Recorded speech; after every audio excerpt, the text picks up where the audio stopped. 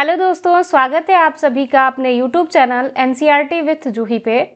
आज की क्लास में हम एक जनरल साइंस का प्रैक्टिस सेट लगाने वाले हैं जो आरआरबी ग्रुप डी के सीबीटी 1 का जो है कि 8 जनवरी 2026 के सेकेंड शिफ्ट का पेपर है।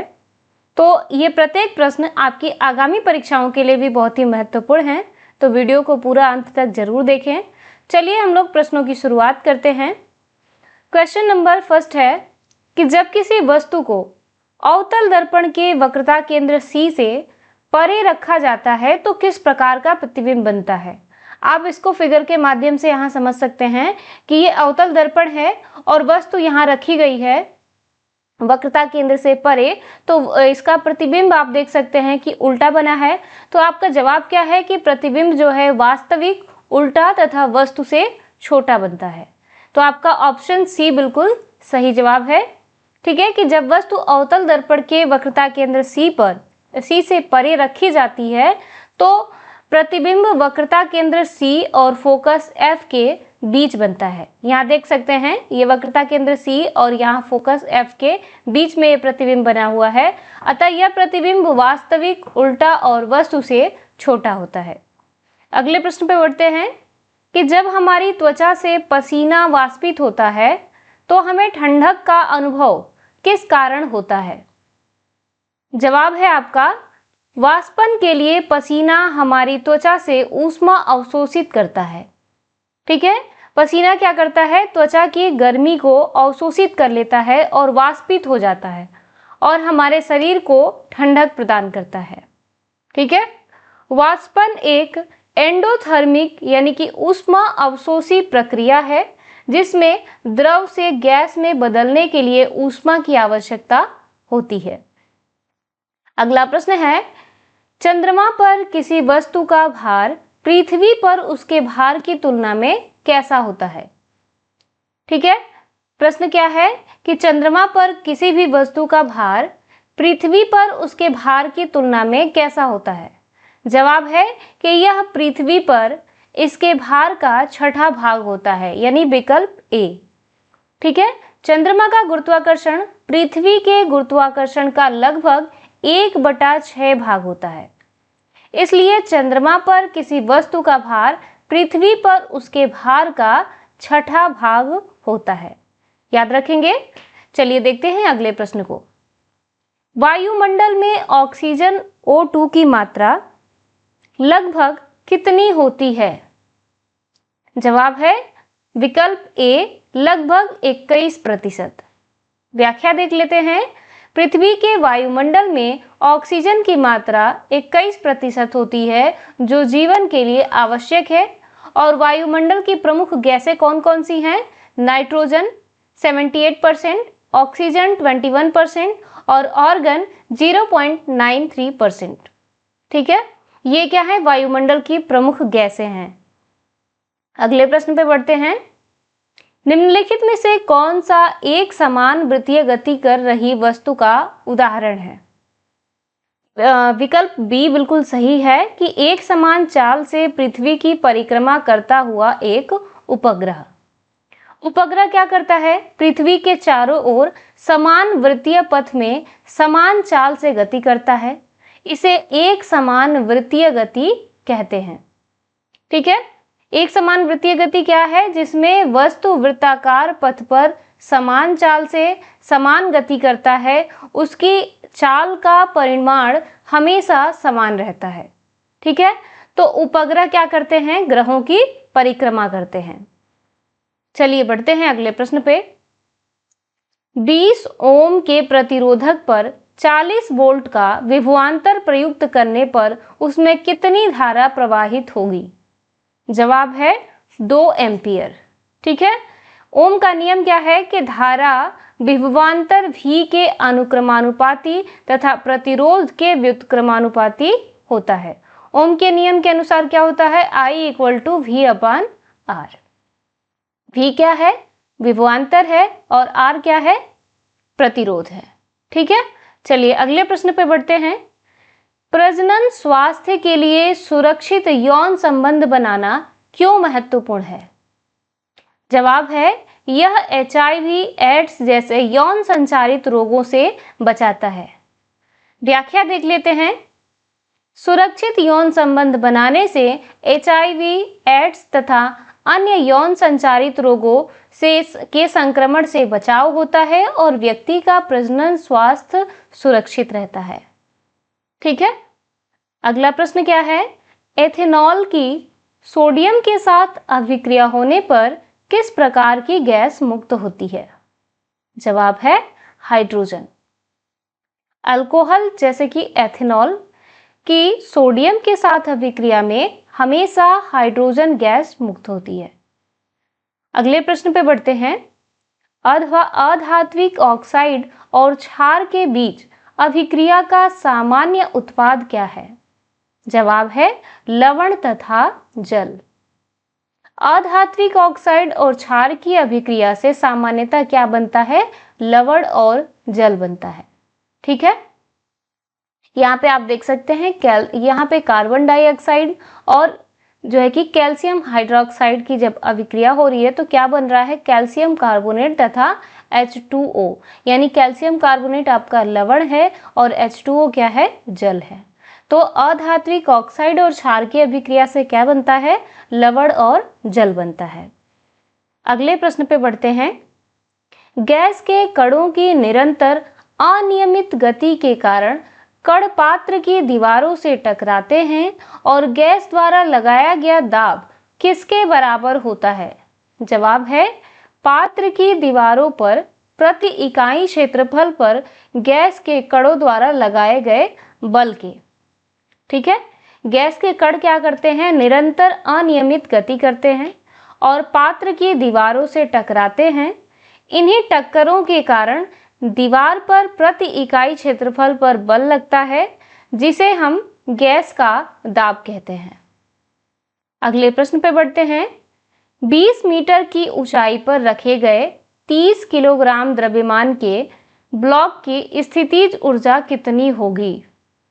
जवाब है 6000 जूल। ठीक है, स्थितिज ऊर्जा का सूत्र क्या होता है? U = mgh। ठीक है, तो U = mgh के फॉर्मूले पे जब हम इसको रखते हैं तो हमारा आंसर कितना आता है? 6000 जूल। अगले प्रश्न पे बढ़ते हैं। निम्नलिखित में से कौन सा कथन सही नहीं है? विकल्प है कि ध्वनि द्रवों की तुलना में गैसों में मंद गति से चलती है, ध्वनि वायु की तुलना में जल में तेजी से चलती है, ध्वनि ठोस पदार्थों में सबसे तेज चलती है और ध्वनि निर्वात में भी चल सकती है। तो कौन सा जवाब सही नहीं है? तो विकल्प डी। बाकी के तीनों ऑप्शन सही हैं। ध्वनि को चलने के लिए ठोस, द्रव या गैस जैसे माध्यमों की आवश्यकता होती है और निर्वात में माध्यम का अभाव होता है, इसलिए ध्वनि वहां नहीं चल सकती। अगला प्रश्न है, मनुष्यों जैसे बहुकोशिकीय जीवों में पाचन किसमें होता है? आंसर है विशिष्ट पाचक अंगों में, स्पेशलाइज्ड डाइजेस्टिव ऑर्गन्स में।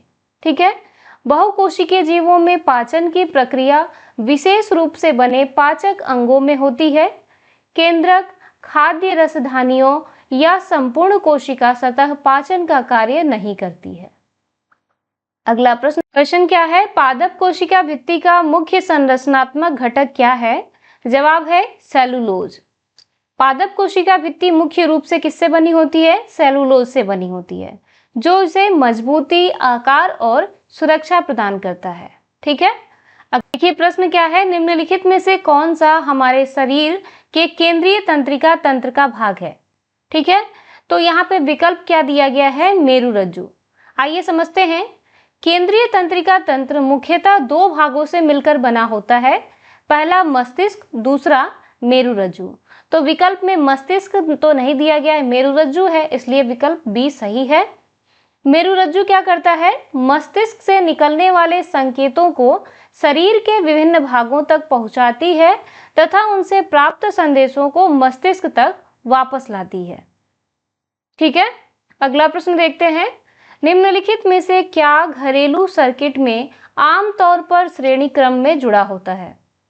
जवाब है मुख्य फ्यूज। ठीक है, घरेलू सर्किट में मुख्य फ्यूज जो है वो श्रेणी क्रम में जुड़ा होता है। यहाँ पे आप समझ सकते हैं इसको फिगर के माध्यम से। घरेलू सर्किट का जो क्रम है, पहले फेज है, मुख्य फ्यूज है, मोटर से जुड़ा गया है, फिर इसमें स्विच, उसी में उपकरण सेट किया जाता है और न्यूट्रल। ठीक है, तो फ्यूज क्या करता है? सुरक्षा उपकरण होता है जो ओवरलोड या शॉर्ट सर्किट की स्थिति में सर्किट को बचाता है। अगला प्रश्न देखते हैं कि एक किसान अपनी फसल से प्राप्त अनाज को नमी तथा गर्मी वाले एक कमरे में भंडारित करता है और कुछ सप्ताह बाद अनाज खराब हो जाता है, उसकी मात्रा कम हो जाती है। इसका सबसे संभावित कारण क्या है? जवाब है भंडारण की अनुचित परिस्थितियां। अनाज को सुरक्षित रखने के लिए हमें उसे क्या करना होता है? सूखी, ठंडी और हवादार जगह पर भंडारित करना चाहिए। भंडारण की अनुचित परिस्थितियां अनाज के नष्ट होने का मुख्य कारण है।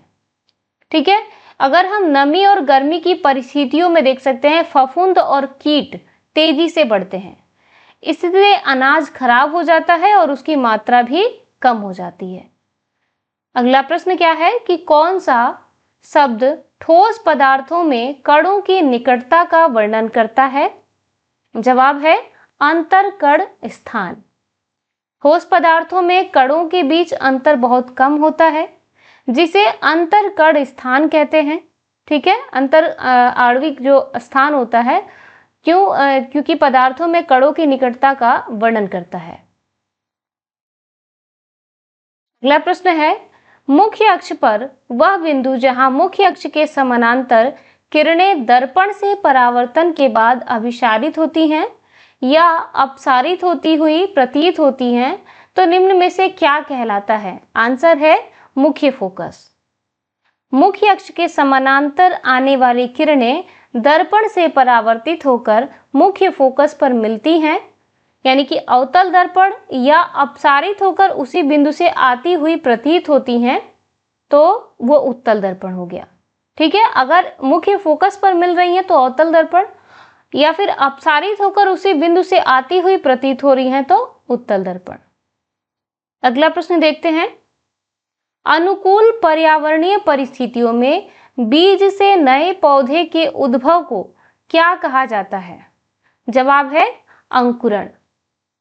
बीज के अंकुरण के लिए आवश्यक परिस्थितियों, यानी कि उच्च तापमान, जल, वायु, पोषक तत्व, इन्हीं परिस्थितियों में बीज से नए पौधे का उद्भव होता है, जिसे हम अंकुरण कहते हैं। ठीक है, तो किसी भी बीज के अंकुरण के लिए क्या चाहिए? तो उचित तापमान होना चाहिए, जल, वायु और पोषक तत्व की आवश्यकता होती है। अगले प्रश्न पे बढ़ते हैं, निम्नलिखित में से कौन सा सबसे छोटा एल्केन है जो एक स्थिर वलय बना सकता है? जवाब है साइक्लोप्रोपेन। साइक्लोप्रोपेन C3H6 सबसे छोटा एल्केन है जो स्थिर वलय यानी कि रिंग बना सकता है। अगला प्रश्न देखते हैं, निम्नलिखित पदार्थों में उनके आयनों का मिलान करें। पदार्थ इधर दिए गए हैं, HCl है, NaOH है, KOH, MgOH ट्वाइस है, और स्तंभ बी में उत्पादित आयन है, तो विकल्प बी सही है, यानी ए का पहला, बी का दूसरा, सी का तीसरा तथा डी का चौथा, यानी आमने सामने के ही बिल्कुल सही है। HCl में H3O धनायन और Cl ऋणायन है, NaOH में Na धनायन OH ऋणायन है, KOH में K धनायन OH ऋणायन, MgOH ट्वाइस में Mg2 धनायन तथा 2OH ऋणायन है। अगले प्रश्न पे बढ़ते हैं, यदि तय की गई दूरी आधी कर दी जाए तथा समय समान रहे तो रैखिक वेग क्या होता है? तो रैखिक वेग जो है वो आधा हो जाता है। ठीक है, रैखिक वेग दूरी के समानुपाती तथा समय के व्युत्क्रमानुपाती होता है। यदि दूरी आधी हो जाए तो और समान समय रहे तो रैखिक वेग भी आधा हो जाता है। अगला प्रश्न है,